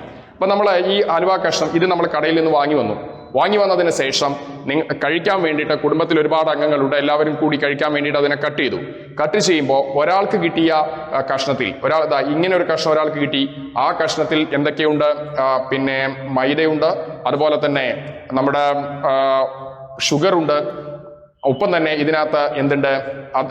ഇദ്ദേഹത്തിന് കിട്ടിയ അല്ലെങ്കിൽ ഇങ്ങനെ കട്ട് ചെയ്തപ്പോൾ ഉള്ള പീസിൽ ഒരു കോക്കനട്ട് പീസ്, തേങ്ങയുടെ കഷ്ണം കൂടി ഉണ്ടായിരുന്നു. അതേസമയം നമ്മൾ ഇവിടെ നിന്ന് കട്ട് ചെയ്ത പീസിൽ തേങ്ങയുടെ കഷ്ണമില്ല. അപ്പൊ അതിന്റെ അർത്ഥം എന്താണ്? ഇതിന്റെ കണ്ടന്റിലും എന്തുണ്ട്? വ്യത്യാസമുണ്ട്. ഇപ്പൊ ഹെറ്ററോജീനസ് മിക്സേഴ്സ് എന്ന് പറഞ്ഞാൽ mixtures having different composition in different parts of the mixer. നിങ്ങൾ മനസ്സിലാക്കുക, കൊളോയിഡുകൾ എന്നറിയപ്പെടുന്ന എല്ലാ പദാർത്ഥങ്ങളും എന്തിന് എക്സാമ്പിൾ ആണെന്ന് നമുക്ക് പറയാം? Heterogeneous mixers. ഇപ്പൊ ഹെറ്ററോ എന്ന് പറയുന്ന പദത്തിന്റെ മീനിങ് കേട്ടാൽ തന്നെ നിങ്ങൾക്ക് ഒരുപാട് കാര്യങ്ങൾ മനസ്സിലാക്കാനായിട്ട് സാധിക്കും. എന്താ ഹോമോജീനസ് മിക്സേഴ്സ് എന്ന് പറഞ്ഞാൽ? Mixtures having same composition through the mixture. അതാണ് homogeneous mixture. Mixtures having different composition in different parts of the mixture. അതിനെയാണ് നമ്മൾ എന്താ പറയുക? Heterogeneous mixture. ഹോമോജീനസ് മിക്സറിനും ഹെറ്ററോജീനസ് മിക്സറിനും എക്സാമ്പിൾ നമ്മൾ പറഞ്ഞു കഴിഞ്ഞു. ഓക്കെ, ഇപ്പൊ ഇത്രയും കാര്യങ്ങൾ മനസ്സിലായിട്ടുണ്ടെന്ന് തോന്നുന്നു. നമ്മൾ ആദ്യം മാറ്റർ എന്താന്ന് പറഞ്ഞു, മാറ്ററിനെ ഫിസിക്കൽ സ്റ്റേറ്റിനെ ബേസ് ചെയ്തുകൊണ്ട് എങ്ങനെ ഡിവൈഡ് ചെയ്യാമെന്ന് പറഞ്ഞു, മാറ്ററിനെ കെമിക്കൽ കോമ്പോസിഷനെ ബേസ് ചെയ്തുകൊണ്ട് എങ്ങനെ ഡിവൈഡ് ചെയ്യാന്ന് പറഞ്ഞു. കെമിക്കൽ കോമ്പോസിഷനെ ബേസ് ചെയ്തുകൊണ്ട് ഡിവൈഡ് ചെയ്യുമ്പോൾ 2 പാർട്ട് പ്യുവർ സബ്സ്റ്റൻസും 2 വിഭാഗം ശുദ്ധപദാർത്ഥങ്ങളും മിശ്രിതങ്ങളും. ശുദ്ധപദാർത്ഥങ്ങൾ തന്നെ വീണ്ടും 2ആയിട്ട് ഡിവൈഡ് ചെയ്തു, മൂലകങ്ങളും സംയുക്തങ്ങളും, എലമെന്റുകളും കോമ്പൗണ്ടുകളും. മിശ്രിതങ്ങളെ വീണ്ടും നമ്മൾ 2ആയിട്ട് ഡിവൈഡ് ചെയ്തു, ഹോമോജീനസ് മിക്സറും ഹെറ്ററോജീനസ് മിക്സറും. റൈറ്റ്. ഇനി നമ്മൾ പറയാൻ പോകുന്നു, ഇത്രയും പഠിച്ച ഭാഗങ്ങൾ ക്ലിയർ ആയിട്ടുണ്ടെന്നാണ് കരുതുന്നത്. ദ നെക്സ്റ്റ് ടോപ്പിക് ഈസ് ഏതാണ്? Atoms and molecules. നിങ്ങൾക്കറിയാം, ദ്രവ്യം അല്ലെങ്കിൽ മാറ്റർ നിർമ്മിച്ചിരിക്കുന്ന അടിസ്ഥാന കണികകളെ the basic unit of matter, അതിനെ നമ്മൾ വിളിക്കുന്ന പേരാണ് the basic unit of matter, that is known as atoms അല്ലേ? ബേസിക് യൂണിറ്റ് ഓഫ് മാറ്റർ തന്നെയാണ് മോളിക്യൂൾ. അപ്പൊ എന്താണ് ആറ്റം എന്ന് ചോദിച്ചാൽ, ദ്രവ്യം നിർമ്മിച്ചിരിക്കുന്ന, ഇപ്പൊ മനുഷ്യന്റെ ശരീരം നിർമ്മിച്ചിരിക്കുന്ന ഏറ്റവും അടിസ്ഥാനപരമായ കണം ഏതാണ്? കോശം, സെല്ലുകൾ കൂടിച്ചേർന്ന ടിഷ്യൂസ്, കലകൾ ഉണ്ടാവാറുണ്ട് അല്ലേ? മനുഷ്യന് പകരം, ലിവിങ് ബോഡിക്ക് പകരം, ജീവനുള്ള ശരീരത്തിന് പകരം നമ്മൾ എന്തിനെ എടുത്തു? നോൺ ലിവിങ് പിന്നെ നമ്മൾ എന്തിനെ പരിഗണിച്ചു? മാറ്ററിനെ എടുത്തു. മാറ്റർ നിർമ്മിച്ചിരിക്കുന്ന ബേസിക് യൂണിറ്റ് ആണ് ആരെ? ആറ്റങ്ങൾ. ചില ആറ്റങ്ങൾ കൂടിച്ചേർന്ന് എന്തുണ്ടാവാറുണ്ട്? മോളിക്യൂൾ ഉണ്ടാവാറുണ്ട്. അപ്പൊ എന്തിനു വേണ്ടിയിട്ടാണ്? ഇപ്പൊ നിങ്ങൾക്ക് ഹീലിയം എന്ന് പറയുന്നത് He എന്ന് തന്നെ എഴുതാറുള്ളൂ, അല്ലേ?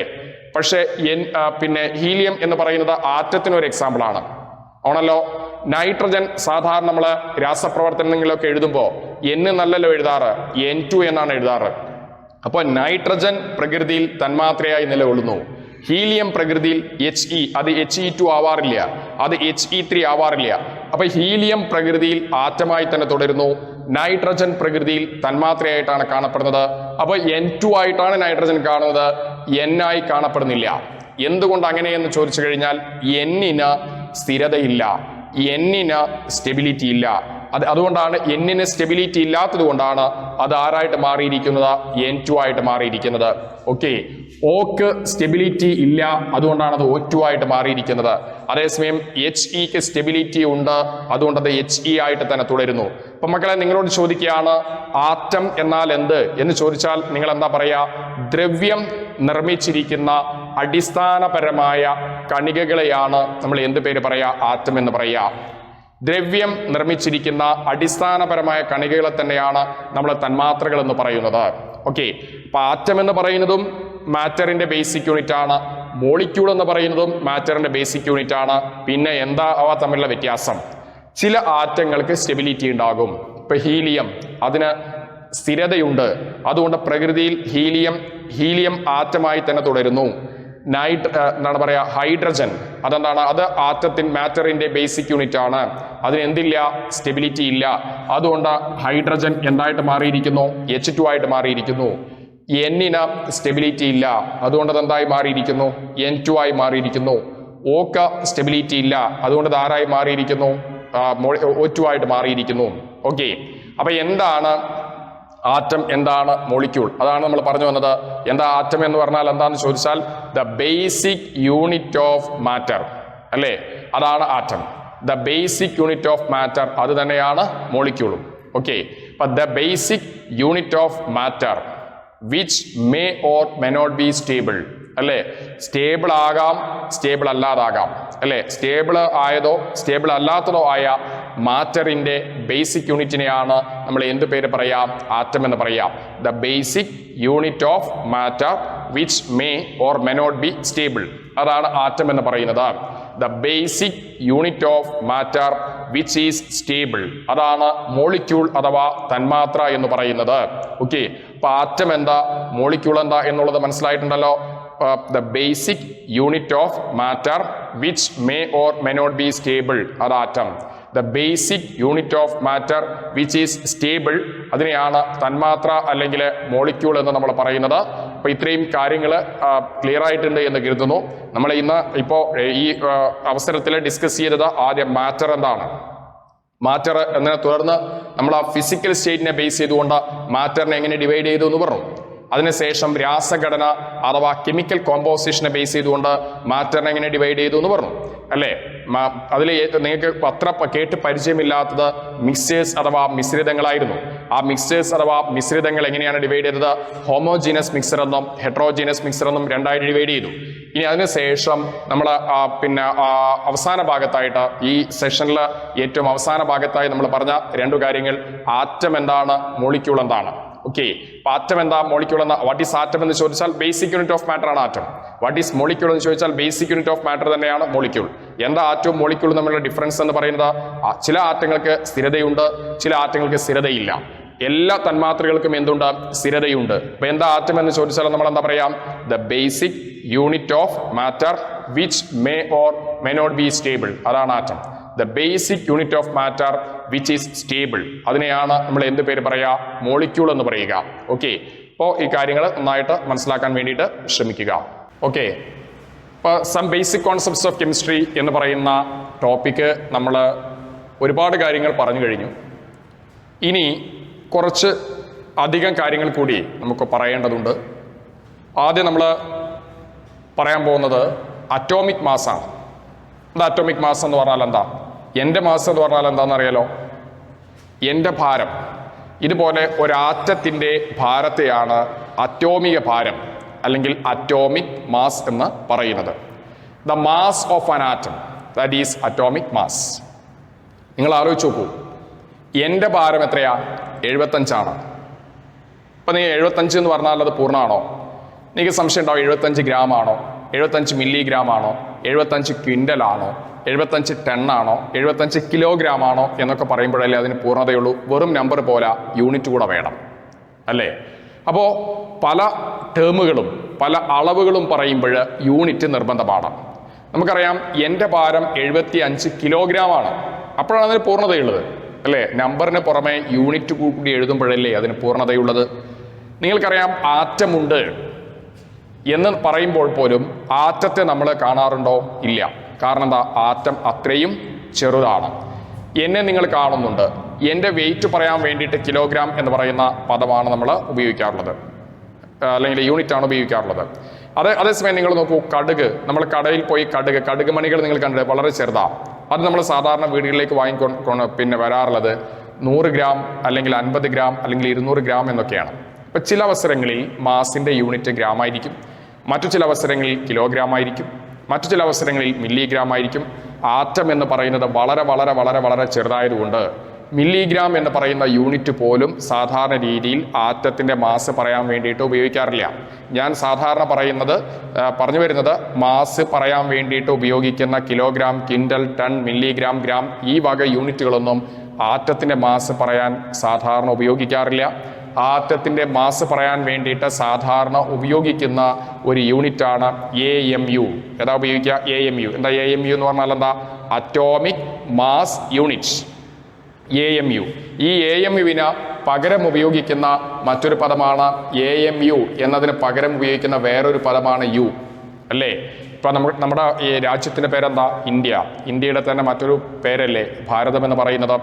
ഇതുപോലെ AMUവിൻ്റെ പൂർണ്ണരൂപം എന്താ? Atomic mass unit. Atomic mass യൂണിറ്റിന് പകരമായിട്ട് ഉപയോഗിക്കുന്ന പദമാണ് U. U എന്ന് വെച്ചാൽ എന്താ? Unified mass. അപ്പോൾ AMU എന്ന് പറഞ്ഞാലും U എന്ന് പറഞ്ഞാലും ഒന്ന് തന്നെയാണ്. ഒരേ കാര്യത്തെ പ്രതിപാദിക്കുന്നതിന് വേണ്ടി പറയുന്നതിന് വേണ്ടി രണ്ട് വ്യത്യസ്തമായ യൂണിറ്റുകൾ പറയുന്നു എന്നേ ഉള്ളൂ. AMU എന്ന് പറയുന്നതും U എന്ന് പറയുന്നതും ഒന്ന് തന്നെയാണ് എന്ന് മനസ്സിലാക്കുക. അപ്പം നിങ്ങൾ നോക്കൂ, അപ്പോൾ അറ്റോമിക് മാസ് എന്നാൽ എന്ത് എന്ന് ചോദ്യത്തിന് എന്താ ഉത്തരം എന്ന് പറയുന്നത്? അറ്റോമിക് മാസ് എന്നാൽ എന്ത് എന്ന് ചോദിച്ചു കഴിഞ്ഞാൽ നമ്മൾ എന്താ പറയുക? The mass of an atom. ഒരാറ്റത്തിൻ്റെ മാസിനെയാണ് അറ്റോമിക് മാസ് എന്ന് പറയുന്നത്, അല്ലേ? അപ്പോൾ മോളിക്കുലാർ മാസ് എന്ന് പറഞ്ഞാൽ എന്താ? The mass of a molecule. ഒരു തന്മാത്രയുടെ ഭാരത്തെയാണ് നമ്മൾ എന്താ പറയുക? തന്മാത്രാ ഭാരം അല്ലെങ്കിൽ മോളിക്കുലാർ മാസ് എന്ന് പറയുന്നത്, അല്ലേ? അറ്റോമിക് മാസും മോളിക്കുലാർ മാസും പറയാൻ വേണ്ടി ഉപയോഗിക്കുന്ന സ്പെഷ്യൽ യൂണിറ്റ് ആണ് AMU. അതിന്റെ പൂർണ്ണരൂപം എന്താ? Atomic mass unit. Atomic mass unit എന്നതിന് പകരം ഉപയോഗിക്കുന്ന ഒരു പദമാണ് unified mass. Unified mass that is represented by small u. ഇപ്പോൾ U എന്ന് കണ്ടാലും AMU എന്ന് കണ്ടാലും ഒന്ന് തന്നെയാണ്. AMU എന്ന് പറയുമ്പോൾ പൂർണ്ണരൂപം അറ്റോമിക് മാസ് യൂണിറ്റ്. വെറും U, സ്മോൾ u ആണ് എഴുതുന്നതെങ്കിൽ അത് യൂണിഫൈഡ് മാസ്. ഓക്കെ. അപ്പോൾ ആറ്റത്തിൻ്റെ ചില പ്രധാനപ്പെട്ട ആറ്റങ്ങളുടെയും അവയുടെ അറ്റോമിക മാസുകളും നമ്മളിവിടെ എഴുതുവാണ്, അല്ലേ? ഇപ്പം ഞാൻ പറയട്ടെ ചില ആറ്റങ്ങൾ ഞാനൊന്ന് പരിചയപ്പെടുത്താം. നമുക്കറിയാം അറ്റോമിക് നമ്പർ 20 വരെയുള്ള എലിമെൻറ്റുകൾ ഒന്ന് ഓർത്ത് നോക്കിയാൽ നിങ്ങൾ. Atomic number 1 hydrogen, 2 helium, 3 lithium, 4 beryllium, 5 boron, 6 carbon, അല്ലേ? അങ്ങനെ 20 വരെയുള്ള ആറ്റങ്ങളെ നിങ്ങൾ ഓർക്കുക. ഈ ആദ്യത്തെ 20 ആറ്റങ്ങളിൽ അറ്റോമിക് നമ്പർ 1 മുതൽ 20 വരെയുള്ള ആറ്റങ്ങളിൽ ചില മൂലകങ്ങളുടെയെങ്കിലും അറ്റോമിക മാസുകൾ നമ്മൾ കാണാതെ പഠിക്കേണ്ടതുണ്ട്. അപ്പോൾ അറ്റോമിക് നമ്പർ 1 മുതൽ അറ്റോമിക് നമ്പർ വരെ 20 വരെയുള്ള എലിമെൻറ്റുകൾ 20 ഉണ്ടാവും. പക്ഷെ എല്ലാത്തിൻ്റെയും കൂടി അറ്റോമിക മാസുകൾ നിങ്ങൾ കാണാതെ പഠിക്കേണ്ട. സാധാരണ രീതിയിൽ കാൽക്കുലേഷനിൽ വരാറുള്ള പ്രധാനപ്പെട്ട ആറ്റങ്ങളുടെ അറ്റോമിക മാസുകൾ മാത്രം നിങ്ങൾ ബൈഹാർട്ട് പഠിക്കുക. അതിലൊന്ന് ഹൈഡ്രജൻ. Atomic number 1 ഹൈഡ്രജനാണ്. ഹൈഡ്രജൻ്റെ അറ്റോമിക മാസും ഒന്ന് തന്നെയാണ്. ഈ ഒന്നിൻ്റെ യൂണിറ്റ് എന്താ വരിക? AMU അല്ലെങ്കിൽ U ആണ് വരിക. രണ്ടാമത്തെ ആറ്റം ഹീലിയം, അതിൻ്റെ അറ്റോമിക മാസ് 4. ഇത് ബൈഹാർട്ട് ചെയ്യണം. 3 ലിഥിയം, അറ്റോമിക മാസ് 7. 4 എന്താ? Beryllium, 5 boron. ഇത് രണ്ടും സാധാരണ കാൽക്കുലേഷനിൽ വരാറില്ല. അപ്പോൾ അതുകൊണ്ടാണ് ഞാൻ അതിന് ഒഴിവാക്കിയത്. കാർബണിൻ്റെ അറ്റോമിക് മാസ് 12, നൈട്രജൻ്റെ atomic mass 14, oxygen atomic mass 16. Oxygen കഴിഞ്ഞാൽ പീരിയോഡിക് ടേബിളിൽ കാണുന്നത് അറ്റോമിക് നമ്പർ 9ഉം 10ഉം ഫ്ലൂറിനും നിയോണുമാണ്. അത് ഞാൻ ഈ ടേബിളിൽ എഴുതിയിട്ടില്ല. അതെന്താ? ഇല്ലാത്തതുകൊണ്ടാ? അല്ല. മറന്നുപോയതുകൊണ്ടാ? അല്ല. സാധാരണ കാൽക്കുലേഷനിൽ ഫ്ലൂറിൻ്റെയും നിയോണിൻ്റെയും അറ്റോമിക മാസ് ചോദ്യമായിട്ട് വരാറില്ല. അപ്പോൾ എല്ലാം കൂടി കാണാതെ പഠിപ്പിച്ച് എല്ലാം കൂടി കൺഫ്യൂഷൻ ആക്കണ്ട എന്ന് കരുതിയിട്ടാണ് സാധാരണ കാൽക്കുലേഷനിൽ ഉൾപ്പെടുത്താറുള്ള ആറ്റങ്ങളെ മാത്രം ഞാനിവിടെ എഴുതിയിരിക്കുന്നത്. സോഡിയത്തിൻ്റെ അറ്റോമിക് മാസ് 23, സോഡിയത്തിൻ്റെ അറ്റോമിക നമ്പർ 11, അറ്റോമിക സംഖ്യ 11, അറ്റോമിക മാസ് അറ്റോമിക ഭാരം 23, രണ്ടും കൂടി കൺഫ്യൂസ് ചെയ്യരുത്. മഗ്നീഷ്യത്തിൻ്റെത് 24, അലുമിനിയത്തിൻ്റെ 27. അലുമിനിയം കഴിഞ്ഞാൽ സിലിക്കൺ ഉണ്ട്, ഫോസ്ഫറസ് ഉണ്ട്. ഞാൻ എഴുതാൻ വിട്ടുപോയതല്ല, മനഃപൂർവ്വം എഴുതാത്തതാണ്. കാരണം അതിൻ്റെ ഒന്നും അറ്റോമിക മാസ് അറിയേണ്ടുന്ന സാഹചര്യങ്ങൾ ചോദ്യമായിട്ട് വരാറുള്ളത് വളരെ റെയറാണ്. അതുകൊണ്ടാണ് അലുമിനിയത്തിൽ നിന്ന് നേരെ ഞാൻ സൾഫറിലേക്ക് ചാടിയത്. സൾഫറിൻ്റെ അറ്റോമിക് മാസ് കാണാതെ പഠിച്ചോളെ 32, സൾഫറിൻ്റെ അറ്റോമിക് നമ്പർ 16, അറ്റോമിക മാസ് 32. അറ്റോമിക മാസാണ് ഇവിടെ പഠിക്കുന്നത്. ക്ലോറിൻ്റെ അറ്റോമിക ഭാരം 35.5. ക്ലോറിൻ കഴിഞ്ഞാൽ ആർഗൺ ഉണ്ട്, ഞാനത് വിട്ടിട്ടുണ്ട്. Potassium 39, calcium 40. അപ്പോൾ 1, 2, 3, 4, 5, 6, 7, 8, 9, 10, 11, 12, 13 പീരിയോഡിക് ടേബിളിലെ ആദ്യത്തെ 20 മൂലകങ്ങളിൽ ഈ 13 മൂലകങ്ങളുടെയെങ്കിലും അറ്റോമിക മാസ് ബൈഹാർട്ട് ചെയ്തോളണം. ഇവയുടെ എല്ലാം യൂണിറ്റ് എന്താണ്? AMU. AMUവിൻ്റെ പൂർണ്ണ ഹൈഡ്രജൻ അറ്റോമിക മാസ് എത്രയും ചോദിച്ചാൽ നിങ്ങൾ എന്താ പറയുക? 1 AMU എന്ന് പറയാം, അല്ലെങ്കിൽ 1 U എന്ന് പറയാം. ഹീലിയത്തിൻ്റെ അറ്റോമിക മാസ് എത്രയാണ്? 4 AMU അഥവാ 4 U എന്നാണ് പറയുക. അപ്പോൾ എന്താണ് അറ്റോമിക മാസ്? അറ്റോമിക മാസ് പ്രകടിപ്പിക്കാനുള്ള യൂണിറ്റ് ഏത്? ആദ്യത്തെ 20 മൂലകങ്ങളിൽ 13 മൂലകങ്ങളുടെ അറ്റോമിക മാസുകൾ കാണാതെ പഠിക്കണം എന്ന് പറഞ്ഞു. കാര്യം എന്താണെന്ന് പിടുത്തം കിട്ടിയിട്ടുണ്ടല്ലോ? ഓക്കെ ആണല്ലോ? യെസ്. അപ്പോൾ ഇനി അടുത്ത കേസ് മോളിക്കുലാർ മാസ് അല്ലേ? എന്താ മോളിക്കുലാർ മാസ് എന്ന് പറഞ്ഞാൽ? മലയാളത്തിൽ തന്മാത്രാ ഭാരം എന്ന് പറയും അല്ലേ? ഒരു തന്മാത്രയിലെ വിവിധ ആറ്റങ്ങളുടെ അറ്റോമിക ഭാരങ്ങൾ കൂട്ടിയാൽ കിട്ടുന്നതിനെയാണ് നമ്മൾ എന്ത് പേര് പറയാ? മോളിക്കുലാർ മാസ് അഥവാ തന്മാത്രാ ഭാരം എന്ന് പറയുക. അപ്പോൾ ഒരു തന്മാത്രയിലെ വിവിധങ്ങളായ ആറ്റങ്ങളുടെ അറ്റോമിക മാസുകൾ, അറ്റോമിക ഭാരങ്ങൾ കൂട്ടിയാൽ കിട്ടുന്നതിനെയാണ് തന്മാത്രാ ഭാരം അഥവാ മോളിക്കുലാർ മാസ് എന്ന് പറയുന്നത്. ഇപ്പം എന്താണ് മോളിക്കുലാർ മാസ് എന്ന് ചോദിച്ചാൽ നമുക്ക് മനസ്സിലാക്കാൻ സാധിക്കും. ഇപ്പം CH4 എന്ന് പറഞ്ഞാൽ എന്താ? ഒരു തന്മാത്രയാണ്. CH4 എന്ന് പറഞ്ഞാൽ എന്താ? ഒരു മോളിക്യൂളാണ്. അപ്പം ഈ തന്മാത്രക്കകത്ത് കാണപ്പെടുന്ന ആറ്റങ്ങളുടെ അറ്റോമിക മാസുകൾ കൂട്ടിയാൽ കിട്ടുന്നതിനെയാണ് തന്മാത്രാ ഭാരം അഥവാ മോളിക്കുലാർ മാസ് എന്ന് നമ്മൾ പറയുക. CH4 ഒന്നിലധികം ആറ്റം ഉണ്ട് അല്ലേ? ഒരു കാർബണും 4 ഹൈഡ്രജനും ഉണ്ട്. അപ്പോൾ ഒരുപാട് ആറ്റങ്ങൾ ചേർന്ന സംവിധാനങ്ങളില്ലേ തന്മാത്ര അല്ലെങ്കിൽ മോളിക്യൂൾ എന്ന് പറയുക. ഓക്കെ, ഇപ്പൊ CH4ന്റെ ഹൈഡ്രജന്റെ അറ്റോമിക മാസ് പറയുന്നത് പോലെ CH4 ഒരു തന്മാത്രയായതുകൊണ്ട് ഇതിന്റെ ഭാരത്തെയാണ് തന്മാത്രാ ഭാരം അഥവാ മോളിക്കുലാർ മാസ് എന്ന് പറയുന്നത്. ഇതൊന്നും പുതുമയുള്ള കാര്യമല്ല, ചെറിയ ക്ലാസ്സിൽ നിങ്ങൾ പഠിച്ചിട്ടുണ്ട്. മോളിക്കുലാർ മാസ് ഓഫ് CH4, മീഥെയ്നിന്റെ തന്മാത്രാ ഭാരം എന്ന് പറയുമ്പോൾ ഇതിൽ ആദ്യത്തെ ആറ്റം ഏതാ? കാർബൺ. അത് എത്ര എണ്ണം ഉണ്ട്? ഇവിടെ എന്തെങ്കിലും എഴുതിയിട്ടുണ്ടോ? ഇല്ല. അതിന്റെ അർത്ഥം എന്താ? ഒരാറ്റേ ഉള്ളൂ. അപ്പൊ ഇതിന്റെ ആറ്റത്തിന്റെ എണ്ണം അത് എഴുതുക. 1. ഒരു carbon 1 into atomic mass of carbon plus അടുത്തത് ഏതാറ്റമാണ്? ഹൈഡ്രജൻ. അത് എത്ര ഉണ്ട്? 4 into atomic mass of hydrogen എന്നെഴുതി. Molecular mass of CH4 is equal to 1 into atomic mass of carbon plus 4 into atomic mass of hydrogen. Okay, that is equal to 1 into കാർബണിന്റെ atomic mass എത്രയാണ്? 12. 1 into 12U plus അടുത്ത atom ഏതാ? Hydrogen. അത് എത്ര ഉണ്ട്? 4 into 1U. That is 1 into 12 12, 4 into 1 4, രണ്ടും കൂടി കൂട്ടിയാൽ 16U. 16U. U എന്നതിന് പകരം എന്ത് എഴുതാം? AMU എന്ന് എഴുതാം. That means 1 into 12 AMU plus 4 into 1 AMU എന്ന് വേണമെങ്കിലും എഴുതാം. അപ്പോൾ ആൻസർ 16 AMU ആയിരിക്കും. 16 AMU എന്ന് പറയുന്നത് തന്നെയാണ് 16U. ചെയ്ത രീതി മനസ്സിലായിട്ടുണ്ട് എന്ന് കരുതുന്നു. ഓക്കെ, അടുത്ത case calculate molecular mass of HCl. Right? അപ്പം എന്താ പറയുക? ആദ്യം മോളിക്കുലാർ മാസ് ഓഫ് HCl സമം molecular mass of HCl is equal to, okay, ആദ്യത്തെ ആറ്റം ഏതാ? Hydrogen. 1 into atomic mass of hydrogen plus 1 into atomic mass of chlorine. Right? 1 into atomic mass of hydrogen എത്രയാ? 1. Hydrogen atomic mass 1 തന്നെയാണ്. അപ്പോൾ ഇത് ഹൈഡ്രജന്റെ എണ്ണം 1 into 1U plus അടുത്ത atom chlorine. എത്ര chlorine ഉണ്ട്? 1 ഇൻറ്റു ക്ലോറിന്റെ അറ്റോമിക് മാസ് എത്രയാണ്? 35.5. അപ്പോൾ 1 into 1U plus 1 into 35.5U. The answer is 36.5U. Right? Okay, അടുത്ത case Al2O3. Molecular mass of Al2O3 എങ്ങനെ എഴുതാ? 2 into atomic mass of Al plus 3 into atomic mass of oxygen. ഇങ്ങനെ എഴുതാം. That is 2 into atomic mass of aluminium എത്രയാ 27 U ഉണ്ടോ, അലുമിനിയത്തിന്റെ atomic mass 27 ആണ്. 2 into 27 U plus അടുത്തത് 3 oxygen 3 into atomic mass of oxygen 3 into 16 U. അപ്പോൾ എന്താ വരിക 54 U plus 48 U. The answer is 102 U. Okay, 102 U. അപ്പൊ മോളിക്കുലാർ മാസ് കാണാനുള്ള വഴി മനസ്സിലായിട്ടുണ്ട് എന്ന് കരുതുന്നു. ശ്രദ്ധിക്കുക. അപ്പൊ ഇനി നിങ്ങൾ ചെയ്യേണ്ടത്, ഞാൻ ചില ക്വസ്റ്റ്യൻസ് തരാം, ഈ ക്വസ്റ്റ്യൻ്റെ ആൻസർ എഴുതാൻ വേണ്ടിയിട്ട് ശ്രമിക്കുക. ഓക്കെ, ഇത് മനസ്സിലാക്കുക. ഇനി ചെയ്യേണ്ടത് 3 question, calculate the molecular mass of the following. അതിലൊന്ന്, the first one is SO2.